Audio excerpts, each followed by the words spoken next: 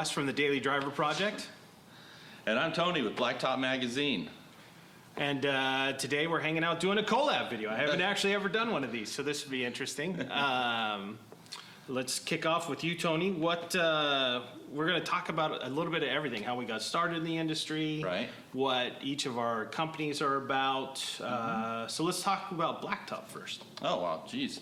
Well, you know, Wes, I always wanted to know what Daily Driver Project's all about, too. So I think this is going to be a lot of fun. We get to learn about each other some more, and you guys can learn about what we're all about. For me, you know, I have a graphic design background, and I taught graphic design for a while, and also, shoot, I was a chef back in the 80s, you know, so I was like doing creative things, right? Yeah. And I started Blacktop because my marketing and design firm was a little all over the board. I had food clients, finance, all that, and I thought, you know what, I really need to work with my passion. Okay. And my passion is classic cars, choppers, hot rods, all that kind of stuff. So I thought, well, let's see, in order to show the industry what I'm passionate about, I'm going to start a little magazine up and just showcase what's going on, from products to events and all the people involved, the cars, all that. So that's how Blacktop kind of got started. Okay. Yeah. Wow. Yeah. That's chef. That's My wife's lucky. I cook all the time. So. Well, and that's, you know, I mean, that's true of we love to follow our passions. So, yeah. I mean, that's kind of how the Daily Driver Project started is I've been in cars for pretty much my whole career. And I started out as a mechanic back, you know, and then I worked my way into a sales position, and then I've run company, and I've worked for, I don't know, 20 companies or something like that. I never stay long. I get bored and have to move on. Right. But I was actually, how I started the Daily Driver Project is I was out of the industry, and I was out with a friend having lunch one day, and we were just talking, and I have always liked, I'm also, even though I work in cars and mechanical, and it's not really creative, but I do have that creative side to me. And so I had started on like a side hustle doing web design for a few companies, and did that for a bunch of them, Earhart Sales being one of them, which was my first client, which is still my client today. All right. Which is crazy. But yeah, so we did, so she was like, you know, you're out of the industry, do you miss it? And I'm like, yeah. And she said, why don't you start a website that shows like car shows and then cars around town, which is how I started the Street Spot, which was kind of why it's called the Daily Driver Project. It's about finding those guys driving those cars. Not necessarily daily, but there are a lot of daily guys that drive, you know, an old car every day. They just live that lifestyle. So that's kind of where the name comes from. But it's like when you see a classic car on rush hour in the freeway, you know that's somewhat of a daily drive. Oh yeah, well, and that's what's fun. Like, I mean, you know, for my day job, because I have a day job in the industry, I commute back and forth, and you always see, well, especially Volkswagens. Like, it amazes me how many Southern California is filled with Volkswagens. Wow. So there are tons of Volkswagens, but there are tons of classics, like, you know, a Mustang or a Camaro or some guy driving, you know, anything crazy. I mean, it's just, I've seen it all. Cool vans, whatever. I mean, it's fun. So right on. You know, I think back to the 70s a lot when I started loving cars, you know. Sure. It was late 60s, early 70s and all that. In fact, it was my uncle Doug, who he took a 64 GTO, painted it competition orange with black lace stripes in our garage at home in Santa Rosa. And ever since then, I'm like, oh, I'm like hooked, right? But talk about bugs and Volkswagens. This place was full of them. That was my first car because everybody had a bug. Oh yeah, yeah. You know? Well, and I mean, it was almost my first car. Like I almost had a bug, and then I bought something else. And what's funny is, at least for me, like a lot of people in the industry start young, like it's a family thing, and it was never a family thing for me. So I was in junior college, figuring out what I was going to do, taking art classes and your English classes and whatever else.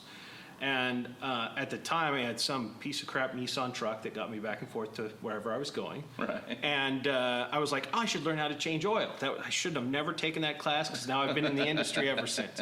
It was like, but it was, at the time, it was just a practical thing. Like, it was practical for me. But, like, I didn't realize how much I would love being around these. Like, especially, I mean, I've gotten to work for some great big companies in the industry and everything from, you know, like late model cars to I worked for Blower Drive Service was one of my first jobs. All right. So, they're like family to me. Oh, yeah. So it's like, because it's one of my first, and I'm still friends with all of them. And I mean, it's amazing how much once you get into around car people, and that's how kind of we met. We met through cars. Yeah. All of my friends I've met through cars. Right. I mean, and the passion that you get when you get around those people is so amazing to me. Like they're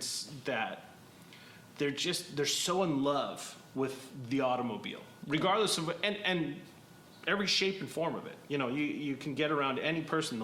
Some people like late models. Some people like the hot rods that are like behind us. Some people like electric. Some people like gas. Some people like road racing or whatever. Tuners even. Oh yeah, well, and I've worked in that market too. And Right, you sure those guys are crazy. Oh, yeah. The drifting guys and. Yeah, I mean, I've got to meet, years ago, I got to meet Lisa Kubo, who was the first woman in a Honda to go, 9 seconds, I think, or something like that. She was super nice. A friend of mine tuned her car for a while. I mean, it's just pretty cool stuff that you get to see in this industry. And what's fun is that because of what we do, sometimes we get to get access to things before other people. Right. So right. Yeah. and which is always fun. I like That to is be. neat. I like to be the guy. And I like the fact that when you're working with these bigger companies stuff, you're part of something really grand and really big. Yeah. I dig that. That's neat. For sure. For sure. In fact, we probably should say real quick where we're at. We're here at Canberra Speed Shop and Reed's Rod Parts here in Orange. And talk about the tuners and all. The kid that works behind the counter, Jacob, here at Reed's, he's got a little Mazda. And he keeps telling me about, we should bring in Mazda parts. Let's focus on what we're selling first, right? Exactly. I agree. I think it's neat to see young people involved. And what's fun is that what's interesting to me is that you go to, and this is going to be a real stereotype comment, but you go to like a lot of the hot rod shows, and you talk to the old guys in the Hawaiian shirts. You know exactly what I'm talking about, and they're convinced that this industry is failing. They're convinced. I mean, you talk to them, and they're just like, no, look, no kids are in it, and whatever else. But you go to like the lowrider events and the traditional hot rod events, and there are young people in those events. And the lowrider ones, that's a whole family. Like the whole family is involved. Right. And that's what I love about. Like, that's why I try to go. I mean, I'm more of an old car. Like, this is my scene. This is where I'd rather be in the hot rod scene. I've done the tuner thing. I've worked in it. I've worked for companies that do it, and I get it. But it's just not me. Like, it just doesn't feed my soul. So, so the old car is my thing. But that's to say that it's going to die. I don't see that. It'll evolve. It'll evolve. But it will be. I don't see that. And the tuner's the same way. I mean, and the tuner's an interesting one. Unlike hot rods, tuners are like, you get into your Toyotas, Mazdas, as you said, and so on, and then those young kids that did get into it their next upgrade is the BMWs and the Mercedes, and and so they're always in it. It's just that they're typically moving from a Japanese import into more of a European import, import, but they're still great cars. I mean, and the tuner market does amazing things too, as well, especially the European market, is that anything you see in like a new Ford, as an example, all of their turbocharged, that's the idea came from Europe. That's all European. Right. There's not a turbocharged 6-cylinder is just as powerful as a V8 in today's world. And that was driven by efficiency, because gas prices in Europe are $7 a gallon or more compared to our $3 here. And we complain when it gets to $3.50, and it's exactly. Yeah, when you talk about how much and it's interesting in Europe too, because I've worked for a couple European companies. You actually get charged for the size of your displacement in some countries. Oh, like the tax on that. Yeah, so there's a tax on your car like you can't have a big V8. So that's why the turbocharged 4-cylinder. So they're trying to get as much power and efficiency out of a smaller car for that reason. All for it. Yeah, I dig it too. I mean, what's funny is that I think that there potentially is a market for. I mean, we already know that electric's coming. We live in California. We know that electric's coming. Companies are already coming out with electric conversions. There's a company called Z Electric that's down in San Diego that does a conversion for Volkswagen and has for years. And it's super clean. Funny backstory about them. Okay. Marketing people. Oh, yeah? Not car people. marketing people. All right. So, but they started Z Electric, which is a beautiful, and they've done conversions with some of the biggest in the industry, not just Volkswagen. So, Right.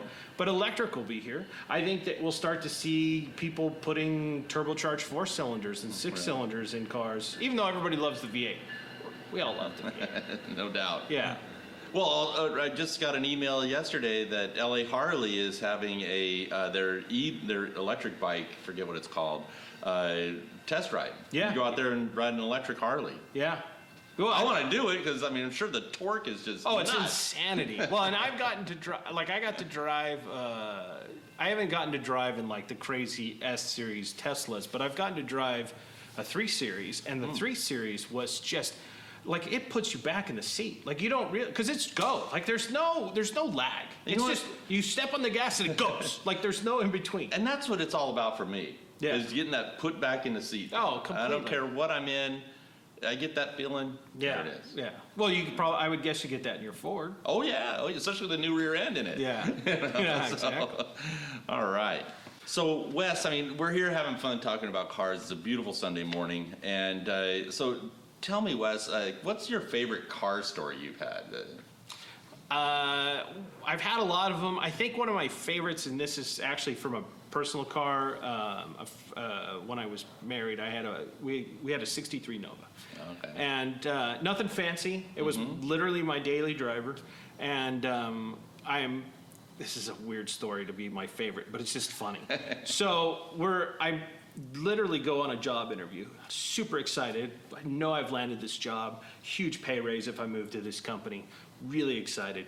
I come to pull out of the driveway and I just romp on the gas. And suddenly the whole back of the car lifts up. And I'm like, oh my God, what was that? And I have a friend that's an engine builder, my friend Bobby, who is an amazing engine builder. He is paraplegic and builds motors. I have seen him do things that, like, I didn't know the human body could do. Right. It changes your perspective on the world. But Sure. I digress from when I'm telling the story. So I'm like, holy crap, I've busted the drive shaft is what I figured. When I bought the car and didn't change the drive shaft, we changed the transmission. The motor that we had in it had blew up like after we had it a couple months, so we put a new motor in it. It had new oil in the rear end, but nothing exciting. I get out and look underneath, the whole front of the pumpkin's gone. It actually split the pinion shaft in half. Wow. Yeah, which is thick. I mean, it's not like a pinion shaft. It's small. It split the pinion shaft in half. So my friend Bobby, who built the motor, I literally picked it up and brought it to him and said, here, this is what your motors can do. Now, he's an ex-drag racer and everything, so he was just like, but that's probably my favorite funny story and I've broken a few cars. I think anybody that drives old cars has had something go wrong. Oh, yeah. So that's probably my most catastrophic failure, but also the funny thing, I mean, even when AAA, I said, you got to send out a flatbed, and the driver's like, I told him, you're going to have to wire up the drive shaft, and I told him what happened. He's like, no.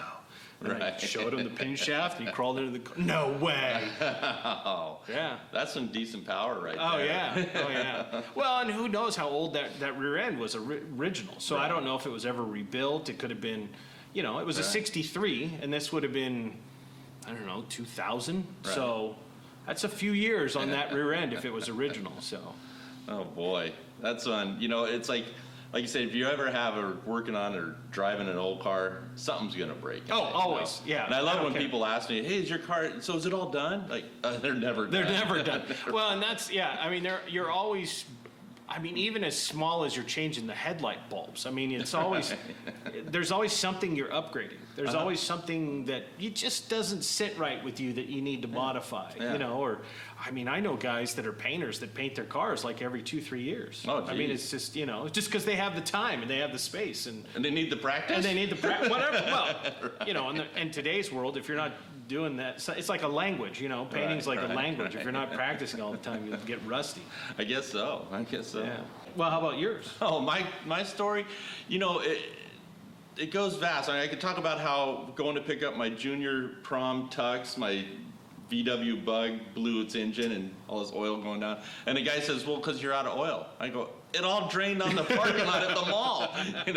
I think one of my favorite stories is when Craig Majorana came out and helped me rewire my car.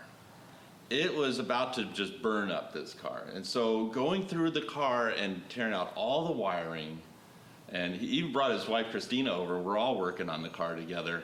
And that was, not only does it need to have new wiring in your car, you know your car's not gonna burn up, but the fact that I've never done anything like this before, I've never went through auto tech classes or auto shop classes at all. And to do things that you've never done that most people are really scared of doing. I mean, a lot of guys, I'm not going to touch the wiring. Yeah, you know? oh, no, totally. And you just get that sense of accomplishment.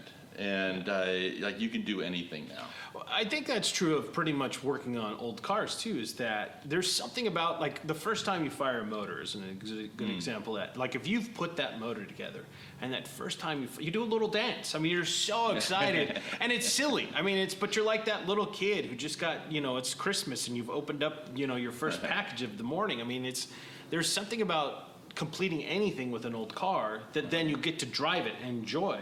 Right. But it's yours. You've done that. Like, it's not. A lot of people buy hot rods in today's world just because you can, and there's a lot of shops around. Right. But there's something about completing a task, especially in an old car, because you're then enjoying it afterwards. Like, I just love that. I love that. There's that whole thing about built, not bought. You know? Oh yeah. There's an entire movement. Right. The way I see it is, if you're a builder, great, build it, please.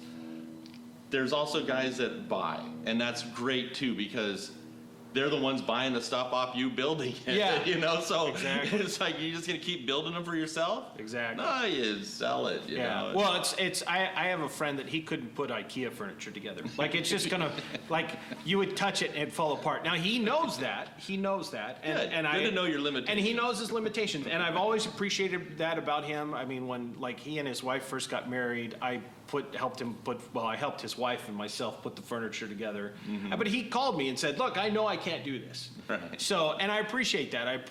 But those are the guys, like, there are guys in this world that they're not mechanically inclined. Right. They have trouble tying their shoelaces.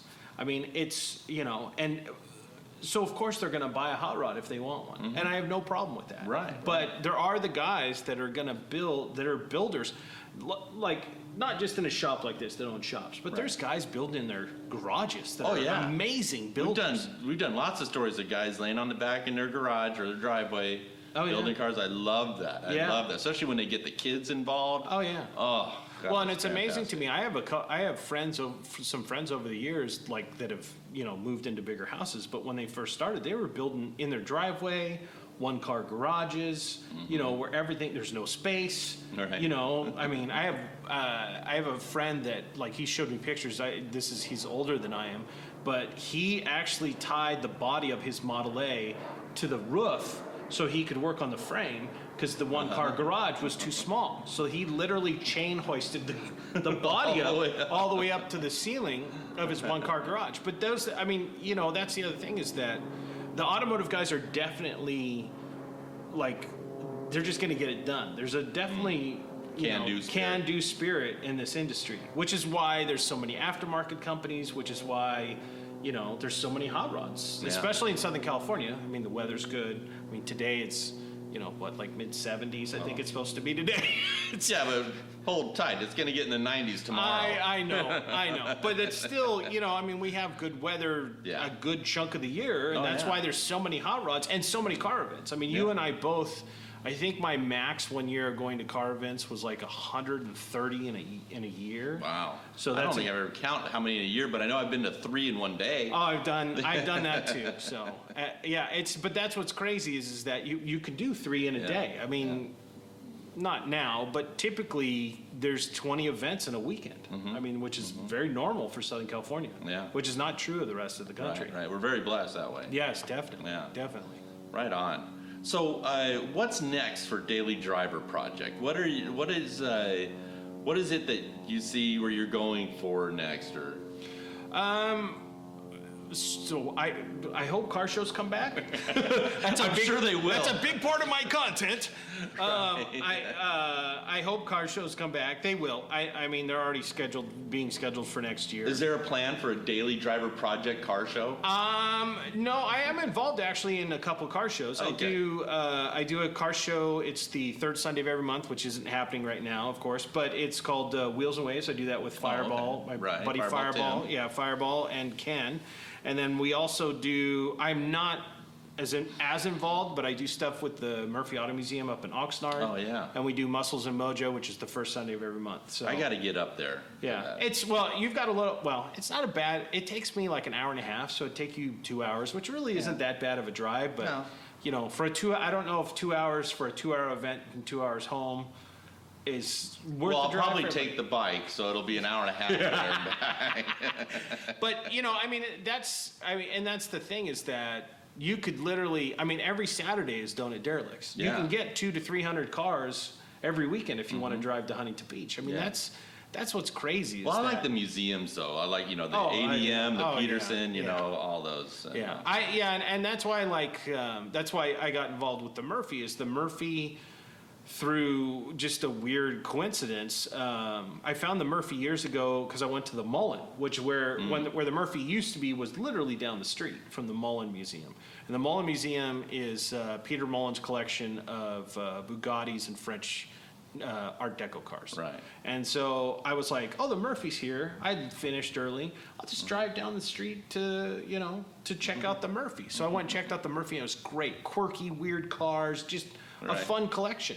And so I didn't get involved with them then, and then like 2-3 years later, just how things work, I ran Right. into the owner and with Fireball, and suddenly we're doing stuff with them all the time, and do a car event with them now. I never would have. Fantastic. Yeah, and that's the other thing is that the connections that get you with this. So but as far as getting back to what the Daily Driver Project, for right now, I think I'm just going to stick with what I'm doing. I really like what I'm doing. I hope to grow my YouTube channel. I hope the site grows. I'm always modifying stuff.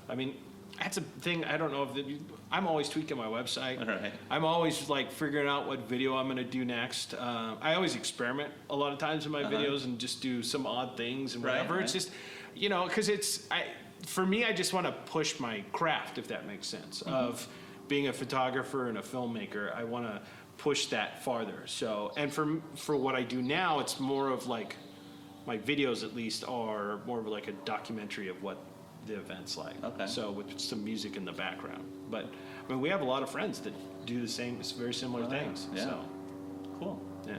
So what about you, Tony? Well, What's your future?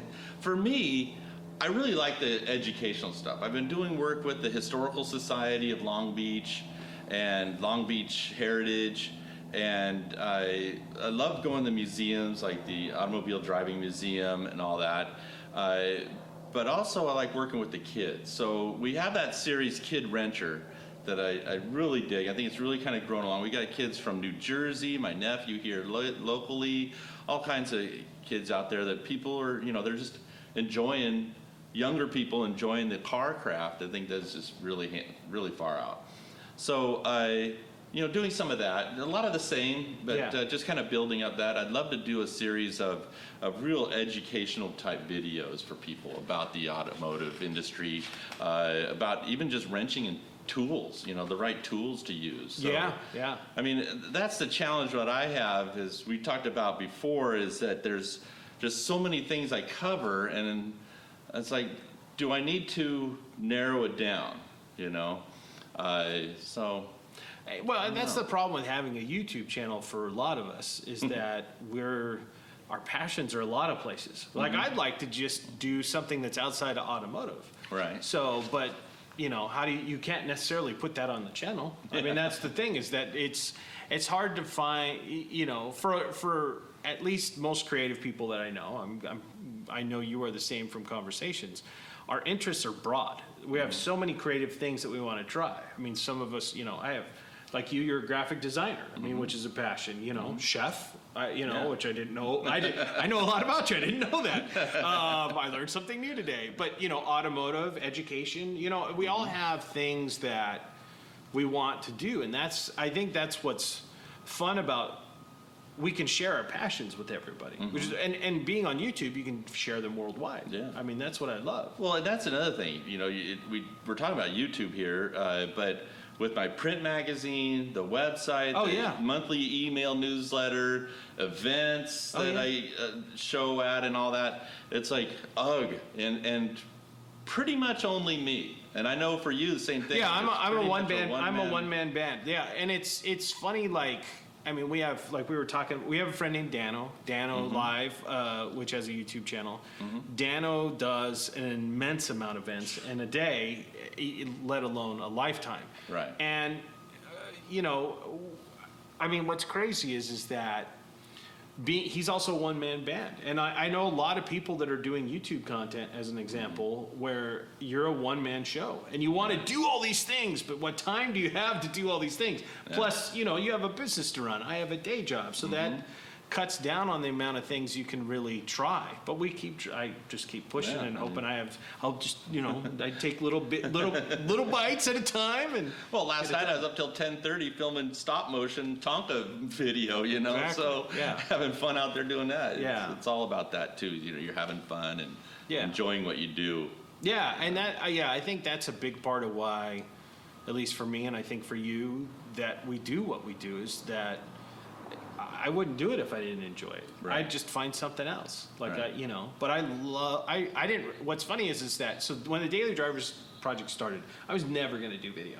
I had decided, I knew I was never going to do video. Right. And I was like, all right. So I had my camera and started doing the street spots that I was doing, and then also started doing events and sharing that on my website, doing that. And then from that, I was like, well, I'll try my hand at video. So I, bought it. I wanted to be able to like shoot video and have my camera at the same time. So I bought another camera and started shooting video and started really liking it. And then it's like almost 2 years now.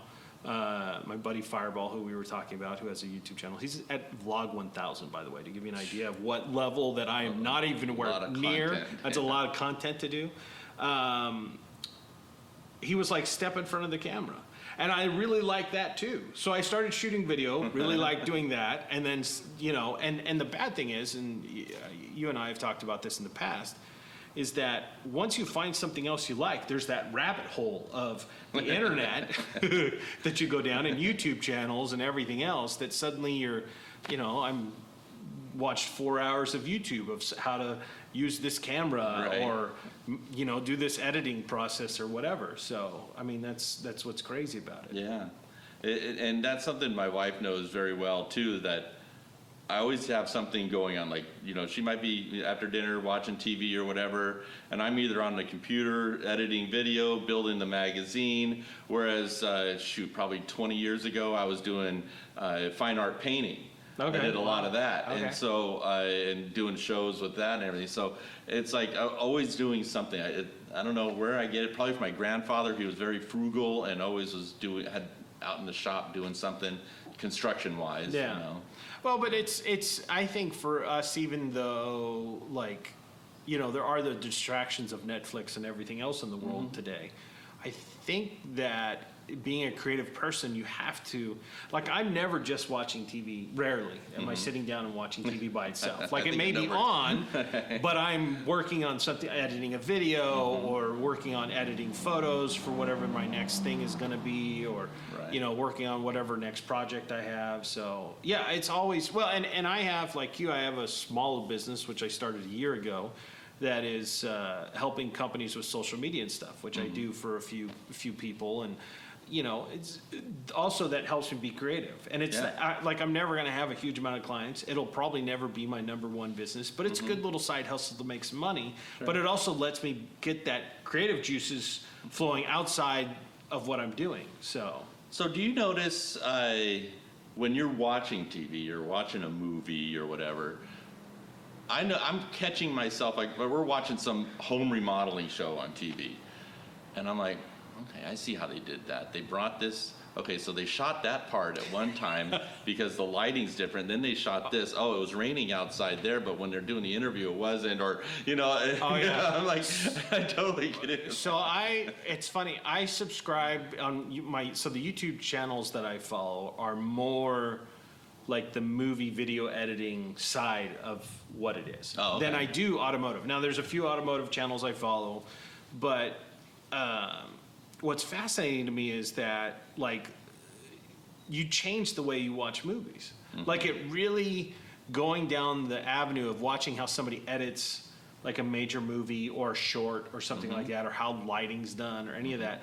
Like, it changes how you do things, which a lot of times will advance what you're doing. It's true of watching guys build cars. So like all the car building shows, you watch how the guys build cars, overhauling chip foos as an example. I've had been able to be on a couple of those. I was on a couple of those when I worked for a suspension company. I was on the cutting room floor. Were you? I was usually in the background. I had one speaking one, but I did like a dozen of them. So you get a check every month? No, I was never paid. I was paid from the company I was working for because it was marketing. So, but being around all of those people changes your perspective, especially watching chip work. I mean, you're watching any expert work, and you get to see them do something is fascinating. Like, it's how the mind thinks and what they're doing and why they approach it that way, which a lot of times will influence what you're doing. And it's true of watching YouTube videos too, or like you're watching a home improvement show is why people design things. They're going to, even if they're not trying to, they're going to take a piece of that. And that's true of anybody I talk to. Like, having conversations with a lot of my friends. I mean, it's, and what's funny is that it's not just YouTube. I mean, like a very good friend of mine, a huge part of his following, even though he's here in Southern California, is in Europe, and that's Custom Mike. Mike is because he's from Sweden. Yeah. But Custom Mike, a great guy. Yeah, has a huge amount of following in Europe. And he has a huge following here.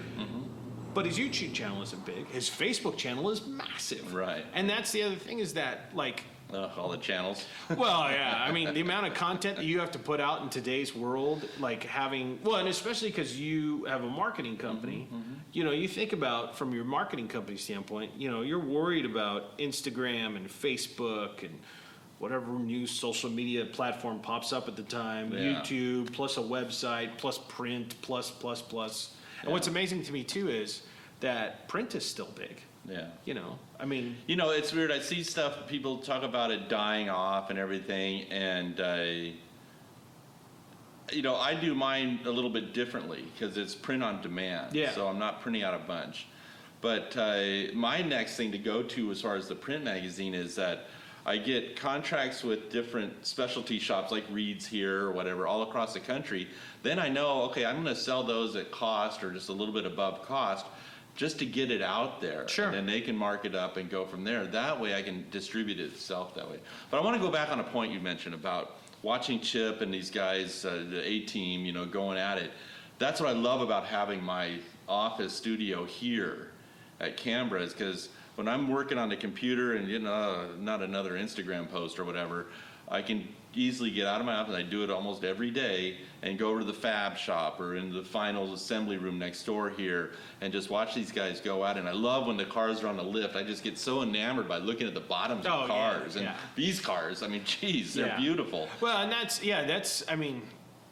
what's fun is that for me, because I've worked in a lot of companies and have a lot of friends, like I just drop by a shop. Right. Like I'm just like on my way home, so my first job working as mechanics was at a place it was originally called Bell's Automotive and switched while I was working there. It was owned by my buddy Harv, and it's now Harv's Performance Center, but Harv is still a friend. I've known Harv for over 20 years, and I stopped by and what's crazy is, so I've known him for over 20 years. His daughter is now basically running that place, even though he works there every day.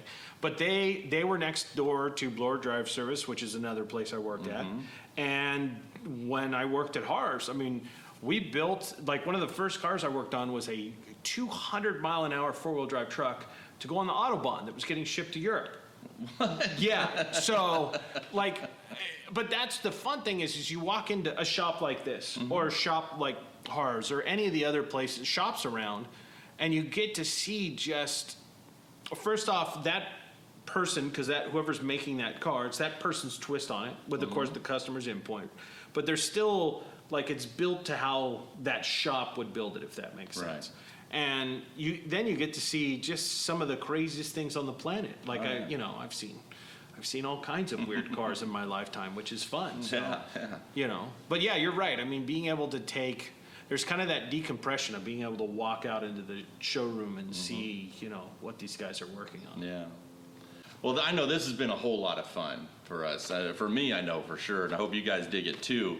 Wes, I look forward to seeing you at other events. I know you're always working with Mitzi Valenzuela. Yeah, so my friend Mitzi, I do her pinup pool parties, which is a thing that she does at her house all the time. Oh yeah. Funny, I am not a photographer for those events. I am actually I'm assistant to her, and my friend Roxy Rocket, who is a pinup model, who was the 2018 Trophy Girl for Grand National Roadster Show.